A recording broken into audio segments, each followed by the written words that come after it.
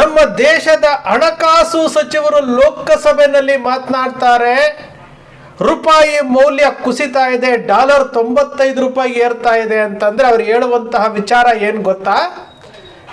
ಜಗತ್ತಿನ ಖ್ಯಾತನಾಮರ ಪಟ್ಟಿಯಲ್ಲಿ ನರೇಂದ್ರ ಮೋದಿ ಅವರು ನಂಬರ್ 1 ಸ್ಥಾನದಲ್ಲಿದ್ದಾರಂತೆ. 2 महीने पहले तक एक रिसेंट सर्वे में भी ग्लोबली जो सर्वे हुआ, सभी प्रधानमंत्री और राष्ट्रपति गण के पॉपुलैरिटी के ऊपर जहां सर्वे हुआ, भारत के प्रधानमंत्री सबसे ऊपर है. इकोनॉमी का विषय इन्होंने प्रश्न पूछा और भारत के प्रधानमंत्री का साख क्या है, इसका जवाब यही है. भारत के प्रधानमंत्री के साथ ऊपर है. ये लोग उसको पचना मुश्किल समझ रहे हैं, इसीलिए बार बार उसी के ऊपर प्रश्न चिन्ह उठाया जा रहा है. जबकि भारत उठाए मगर जवाब जब देती हो सुनना चाहिए. ಯಾವ ಪ್ರಶ್ನೆಗೆ ಯಾವ ಉತ್ತರ ಕೊಡ್ತಾ ಇದ್ದಾರ್ರಿ ಇವರು? ನಮ್ಮ ದೇಶದ ಹಣಕಾಸು ಸಚಿವರು. ಎಂತಹ ದುರಂತ ಅಲ್ವಾ ಇದು ನಮ್ದು. ಇಡೀ ದೇಶ ಇವತ್ತು ಭಾರತ ದೇಶ 100ರ ಗಡಿಗೆ ದಾಟುತ್ತಾ ಇದ್ದಾರೆ ಡಾಲರ್ ಮೊತ್ತ. ವಿದೇಶಿ ಸಾಲ ಈ ಮಹಾತಾಯಿ ಹಣಕಾಸು ಸಚಿವ ಆದ ನಂತರ ರೂಪಾಯಿಯ ಮೌಲ್ಯ ಕುಸಿತಾ ಇದೆ. ಈ ದೇಶದ ವಿದೇಶಿ ಸಾಲ 220 ಲಕ್ಷ ಕೋಟಿಗೆ ತೆಗೆದುಕೊಂಡು ಹೋಗಿದ್ದಾರೆ. ಆದರೂ ಸಹ ಈ ಹೆಣ್ಣು ಮಗಳಿಗೆ ನಮ್ಮ ದೇಶದ ಬಗ್ಗೆ ಕಾಳಜಿನೇ ಇಲ್ವಲ್ರಿ. ಲೋಕಸಭೆಯಲ್ಲಿ ಏನು ಉತ್ತರ ಕೊಡ್ತಾರೆ ಇವರು? ಅರೆ, ಈ ದೇಶವನ್ನ ಏನ್ ಮಾಡಲಿಕ್ಕೆ ಹೊರಟಿದ್ದಾರೆ ಇವರು? ಈ ದೇಶದ ಪ್ರಧಾನಮಂತ್ರಿಯನ್ನು ಆಡೋ ಹುಡುಗರು ಇವತ್ತು ಕಾಮಿಡಿ ಮಾಡುವಂತಹ ಲೆವೆಲ್ಗೆ ಹೋಗಿದ್ದಾರೆ. ಕಾಮಿಡಿ ಮಾಡುವಂತಹ ಲೆವೆಲ್ಗೆ ಸಣ್ಣ ಹುಡುಗರು ಕಾಮಿಡಿ ಮಾಡ್ತಾ ಇದ್ದಾರೆ, ರೀಲ್ಸ್ ಮಾಡ್ತಾ ಇದ್ದಾರೆ. ಭಾರತ ದೇಶದಲ್ಲಿ ನಮ್ಮ ದೇಶದ ಪ್ರಧಾನಮಂತ್ರಿಯ ಪರಿಸ್ಥಿತಿ ಯಾವ ರೀತಿ ಆಗಿದೆ? ವಿದೇಶದಲ್ಲಿ ಯಾವುದೋ ಒಂದು ಸರ್ವೆ ಹೇಳ್ಬಿಡ್ತಂತೆ, ಅದನ್ನ ದೊಡ್ಡದಾಗಿ ಲೋಕಸಭೆಯಲ್ಲಿ ಹೇಳ್ತಾರೆ. ನಾವು ಹಾದಿ ಬೀದಿನಲ್ಲಿ ಅಂಧಭಕ್ತರನ್ನ ನೋಡ್ತಾ ಇದ್ವಿ, ಆದರೆ ಲೋಕಸಭೆಯಲ್ಲಿ ಇಂತಹ ದೊಡ್ಡ ಅಂಧಭಕ್ತರನ್ನ ನೋಡಿದಂಥದ್ದು. ಇದು ನಮ್ಮ ದೇಶದ ದೌರ್ಭಾಗ್ಯವೋ ದುರಂತವೋ ಗೊತ್ತಿಲ್ಲ. ಯಾವ ಸ್ಥಿತಿಗೆ ತೆಗೆದುಕೊಂಡು ಹೋಗ್ತಾ ಇದ್ದಾರೆ ಈ ದೇಶವನ್ನ? ಯಾರಿಗೂ ಬೇಕಾಗಿಲ್ವಾ? ಒಬ್ಬ ವ್ಯಕ್ತಿ ಈ ದೇಶದ ಚುಕ್ಕಾಣಿ ಹಿಡಿದಿದ್ದಾರೆ, ಪ್ರಧಾನಮಂತ್ರಿ ಪಟ್ಟದಲ್ಲಿ ಕೂತಿದ್ದಾರೆ ಅಂತಂದ್ರೆ ಎಂತಹ ಗೌರವ ಇರಬೇಕು. ಆ ಗೌರವವನ್ನು ಉಳಿಸ್ಕೊಂಡಿದ್ದಾರಾ? ಖಂಡಿತವಾಗ್ಲೂ ಇಲ್ಲ. ಖಂಡಿತವಾಗ್ಲೂ ಈ ದೇಶವನ್ನ ವಿನಾಶದ ಅಂಚಿಗೆ ತೆಗೆದುಕೊಂಡು ಹೋಗ್ತಾ ಇದ್ದಾರೆ. ಈ ದೇಶವನ್ನ ಆರ್ಥಿಕ ಸ್ಥಿತಿಯ, ದೇಶದ ಭದ್ರತೆ ಇದೆಯಲ್ಲ, ಇದು ಅಧೋಗತಿಯತ್ತ ಹೋಗ್ತಾ ಇದೆ. ಇವರು ಧುರಂಧರ್ 2 ಸಿನಿಮಾದ ಮೂಲಕ ಜನರ ದಾರಿ ತಪ್ಪಿಸುವಂತಹ ಕೆಲಸ ಮಾಡ್ತಾ ಇದ್ದಾರೆ. ಎಂತಹ ದುರ್ವಿಧಿ ಅಲ್ವಾ ಇದು? ಪುಲ್ವಾಮಾ ಅಟ್ಯಾಕ್ ಆಗುತ್ತೆ ರೀ, 40 ಜನ ಸೈನಿಕರು ಸಾಯ್ತಾರೆ. ಇವರು ಹೇಳ್ತಾರೆ ಒಂದು ಚುನಾವಣಾ ಭಾಷಣದಲ್ಲಿ, ಮೊದಲ ಬಾರಿಗೆ ವೋಟ್ ಹಾಕುವಂಥವರು ಪುಲ್ವಾಮಾ ದಾಳಿಯ ಯೋಧರನ್ನ ನೆನಪಿಸಿಕೊಂಡು ಬಿಜೆಪಿಗೆ ವೋಟ್ ಹಾಕಿ ಅಂತ ಹೇಳ್ತಾರೆ. ಇವರು ನಮ್ಮ ದೇಶದ ಪ್ರಧಾನಮಂತ್ರಿಗಳು. ಸತ್ತ ಸೈನಿಕರನ್ನ ಓಟಿಗೆ ಬಳಸಿಕೊಳ್ಳುವಂಥವರು.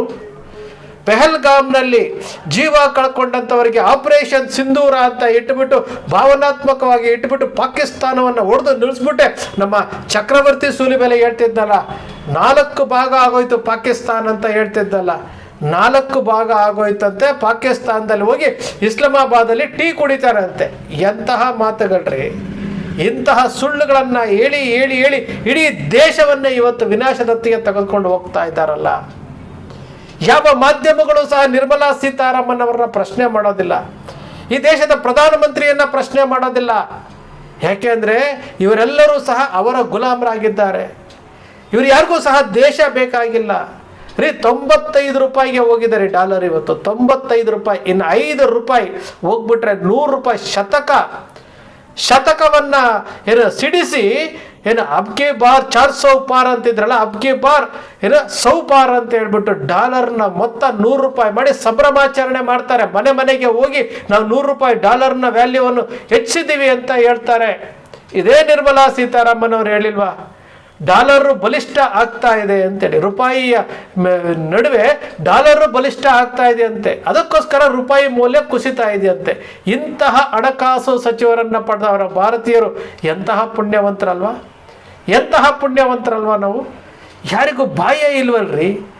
ಈ ದೇಶದ ಬಗ್ಗೆ ಸ್ವಲ್ಪನೂ ಕಾಳಜಿನೇ ಇಲ್ವಲ್ರಿ ನಿಮಗೆ? ಈ ದೇಶವನ್ನು, ಇಡೀ ದೇಶವನ್ನು ತೆಗೆದುಕೊಂಡು ಪಾತಾಳಕ್ಕೆ ತೆಗೆದುಕೊಂಡು ಹೋಗ್ತಿದ್ರು ಸಹ ಈ ಕುರುಡು ಭಕ್ತರು ಹೇಳುವಂಥದ್ದನ್ನು ನಂಬಿಕೊಂಡು ಈ 2%ನವರು ಇಡೀ ದೇಶವನ್ನೇ ಹಾಳು ಮಾಡ್ತಾ ಇದ್ದಾರೆ. ಬ್ರಿಟಿಷರ ಕಾಲದಲ್ಲಿ ಹಾಳಾಗಿದ್ದಾಯಿತು, ಮೊಘಲರ ಕಾಲದಲ್ಲಿ ಹಾಳಾಗಿದ್ದಾಯಿತು. ಇವತ್ತು 2026ರಲ್ಲೂ ಸಹ ಇಡೀ ಭಾರತೀಯರನ್ನು ಏನು ಅವನತಿಯತ್ತ ತಳ್ಳಿ ಆ 2%ನವರು ಇಡೀ ಆಡಳಿತದ ಚುಕ್ಕಾಣಿಯನ್ನು ಹಿಡಿದಿದ್ದಾರಲ್ಲ, ಇದರ ಬಗ್ಗೆ ಯಾರಿಗೂ ಗೊತ್ತಾಗ್ತಾ ಇಲ್ಲ. ಇಲ್ಲಿ ನಾವು ಯೋಚಿಸಬೇಕಾದಂತಹ ವಿಚಾರಗಳನ್ನು ಮರೆಸುವಂತಹ ಕೆಲಸ ಮಾಡ್ತಾ ಇದ್ದಾರೆ. ಯಾರು ಮಾಡ್ತಾ ಇದ್ದಾರೆ? ಇಂತಹ ಹಣಕಾಸು ಸಚಿವರುಗಳು. ಯಾವುದೋ ಪತ್ರಿಕೆಯಲ್ಲಿ ಬಂದಿದ್ದನ್ನು ಲೋಕಸಭೆಯಲ್ಲಿ ಮಾತನಾಡ್ತಾರೆ ಅಂತಂದರೆ, ಲೋಕಸಭೆಯಲ್ಲಿ ವಿಪಕ್ಷಗಳು ಇವತ್ತು ಪ್ರಶ್ನೆ ಮೇಲೆ ಪ್ರಶ್ನೆ ಕೇಳ್ತಾ ಇದ್ದಾರೆ, ಪ್ರಶ್ನೆ ಮೇಲೆ ಪ್ರಶ್ನೆಗಳನ್ನು ಕೇಳ್ತಾ ಇದ್ದಾರೆ. ಅವರು ಯಾವುದಕ್ಕೂ ಉತ್ತರ ಕೊಡ್ತಾ ಇಲ್ಲ, ಯಾವುದಕ್ಕೂ ಉತ್ತರ ಕೊಡ್ತಾ ಇಲ್ಲ. ಇವರು ಕೊಡುವಂತಹ ಉತ್ತರ ಯಾವುದು? ದುರಂಧರ್ 2 ಸಿನಿಮಾ. ಇವರು ಕೊಡುವಂತಹ ಉತ್ತರ ಯಾವುದು?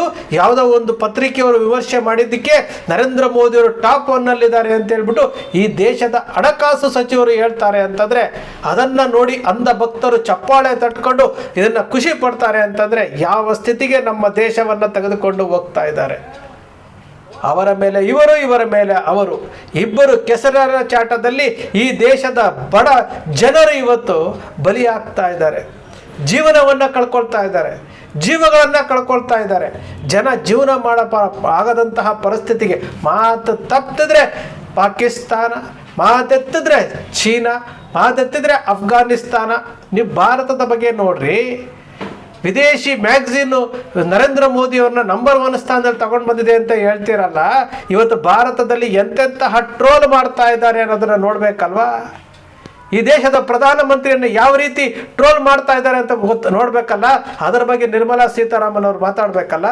ಚುನಾವಣಾ ಪ್ರಚಾರಗಳು ಇವರಿಗೆ, ಇವರು ರಾಜ್ಯಗಳನ್ನು ಗೆಲ್ಲಬೇಕು, ಅಧಿಕಾರ ಬೇಕು, ಇವರಿಗೆ ದೇಶ ಬೇಕಾಗಿಲ್ಲ. ಸ್ನೇಹಿತರೆ, ನಿಮ್ಮ ಅಕ್ಷರ ಮೀಡಿಯಾ ಸೃಷ್ಟಿ ಮಾಡೋದಿಲ್ಲ, ಕಲ್ಪನೆ ಮಾಡೋದಿಲ್ಲ. ಪ್ರತಿಪಕ್ಷಗಳು ಇವತ್ತು ಧ್ವನಿ ಎತ್ತುತ್ತಾ ಇದ್ದಾವೆ, ಮಾಧ್ಯಮಗಳು ಇವತ್ತು ಧ್ವನಿಯನ್ನು ಕಳ್ಕೊಂಡಿದ್ದಾವೆ. ಇಡೀ ದೇಶ ಅವನತಿಯತ್ತ ಹೋಗ್ತಾ ಇದೆ. ಬ್ರಿಟಿಷರ ಕೈನಲ್ಲಿ ಭಾರತ ಸ್ವತಂತ್ರವನ್ನು ಪಡ್ಕೊಂಡ್ವಿ. ಇವತ್ತು ಮತ್ತೊಮ್ಮೆ ವಿದೇಶಿಗರ ಕೈಗೆ ಭಾರತವನ್ನು ಕೊಡುವಂತಹ ಎಲ್ಲ ಸಿದ್ಧತೆಗಳನ್ನು ಈ ದೇಶದ ಪ್ರಧಾನಮಂತ್ರಿ ಮತ್ತು ಹಣಕಾಸು ಸಚಿವರು ಏನು ಗುಪ್ತಗಾಮಿನಿಯಾಗಿ ವಿದೇಶಿ ಸಾಲವನ್ನು ಮಾಡಿ ಮಾಡಿ ಮಾಡಿ ಡಾಲರ್ನ ಮೊತ್ತವನ್ನು ಏರಿಸಿ ಕೊನೆಗೆ ನಮಗೂ ಅದಕ್ಕೆ ಏನು ಗೊತ್ತೇ ಇಲ್ಲ ಅಂತೇಳಿ ನಮ್ಮ ಹಣಕಾಸು ಸಚಿವರು ಸ್ಟೈಲಾಗಿ ಪ್ರೆಸ್ ಮೀಟಿಂಗ್ನಲ್ಲಿ ಹೇಳ್ತಾರಲ್ಲ, ಆ ರೀತಿ ವಿದೇಶಿಗರಿಗೆ ಕೊಟ್ಬಿಟ್ಟಿದ್ದೀವಿ, ಏನು ಸಮಸ್ಯೆ ಇಲ್ಲ, ಅವರು ನಮ್ಮವರೇ, ದೇಶವನ್ನು ಆಳ್ತಾರೆ ಅನ್ನೋ ಒಂದು ಸ್ಟೇಟ್ಮೆಂಟ್ ಕೊಡುವಂತಹ ಸನ್ನಿವೇಶವೂ ಸಹ ಇವರು ನಿರ್ಮಾಣ ಮಾಡ್ತಾರೆ. ಇದಂತೂ ಸತ್ಯ. ಈಗಾಗಲೇ ಬಡ್ಡಿ ಕಟ್ಟಕ್ಕಾಗದೇ ಇರುವಂತಹ ಪರಿಸ್ಥಿತಿಗೆ ತೆಗೆದುಕೊಂಡು ಹೋಗಿದ್ದಾರೆ ದೇಶವನ್ನು. ಈ ದೇಶದ ಬಡ್ಡಿ 20% ಬಡ್ಡಿ ಕಟ್ತಾ ಇದ್ದಾರೆ. ಬಡ್ಜೆಟ್ನಲ್ಲಿ 20% ಬಡ್ಡಿ ಕಟ್ತಾ ಇದ್ದಾರೆ. ನಮಗೆ ಯಾರಿಗೂ ಸಹ ಇದರ ಬಗ್ಗೆ ಕಾಳಜಿನೇ ಇಲ್ಲ, ಇದರ ಬಗ್ಗೆ ಮಾಹಿತಿನೂ ಇಲ್ಲ. ನಾವು ಈ ದೇಶದ ಪ್ರಜೆಗಳು. ಕೊಲ್ಲಿ ರಾಷ್ಟ್ರದಲ್ಲಿ ಯುದ್ಧ ನಡೀತಾ ಇದೆಯಂತೆ. ಇಷ್ಟು ದಿವಸ ನಡೆದಿದ್ದೇನ್ರಿ? ಇದೇ ಸುಷ್ಮಾ ಸ್ವರಾಜು ಲೋಕಸಭೆಯಲ್ಲಿ ಮಾತಾಡಿದ್ರಲ್ಲ, ರೂಪಾಯಿ ಮೌಲ್ಯ ಕಳ್ಕೊಂಡ್ರೆ ಅದು ಕಾಗದದ ಚೂರಲ್ಲ, ಇದು ರೂಪಾಯಿ ಮೌಲ್ಯ ಕಳ್ಕೊಂಡ್ರೆ ದೇಶದ ಗೌರವ ಕಳ್ಕೊಂಡಂಗೆ ಅಂತ ಹೇಳಿದ್ರಲ್ಲ. ಇವತ್ತು ಯಾರೀ ಕಳ್ಕೊಳ್ತಾ ಇದ್ದಾರೆ? ಇದೇ ನರೇಂದ್ರ ಮೋದಿ ಅವರು ಹೇಳ್ತಿದ್ರಲ್ರಿ, ಬಾಂಗ್ಲಾದೇಶದ ಕರೆನ್ಸಿ ಕೆಳಗಡೆ ಬೀಳೋದಿಲ್ಲ, ಪಾಕಿಸ್ತಾನದ ಕರೆನ್ಸಿ ಕೆಳಗಡೆ ಬೀಳೋದಿಲ್ಲ, ಶ್ರೀಲಂಕಾದ ಕರೆನ್ಸಿ ಕೆಳಗಡೆ ಬೀಳೋದಿಲ್ಲ, ಭಾರತದ ರೂಪಾಯಿ ಮೌಲ್ಯ ಯಾಕೆ ಕುಸಿತಾ ಇದೆ ಅಂತೇಳಿ 2014ರಲ್ಲಿ ಹೇಳಿದ್ರಲ್ಲ. ಇವತ್ತು 95 ರೂಪಾಯಿಗೆ ತಂದಿಟ್ಟಿದ್ದಾರಲ್ಲ. ಇನ್ನೂ ಸಹ ಕುರ್ಚಿ ಮೇಲೆ ಕೂತ್ಕೊಂಡು ಆಡಳಿತ ಮಾಡಬೇಕು ಅನ್ನೋ ದುರಾಸೆ ಇದೆಯಲ್ಲ. ಇಂತಹ ಪ್ರಧಾನಮಂತ್ರಿ, ಇಂತಹ ಹಣಕಾಸು ಸಚಿವರನ್ನು ಪಡೆದಂತಹ ನಾವು ಎಷ್ಟು ಧನ್ಯರಲ್ವಾ?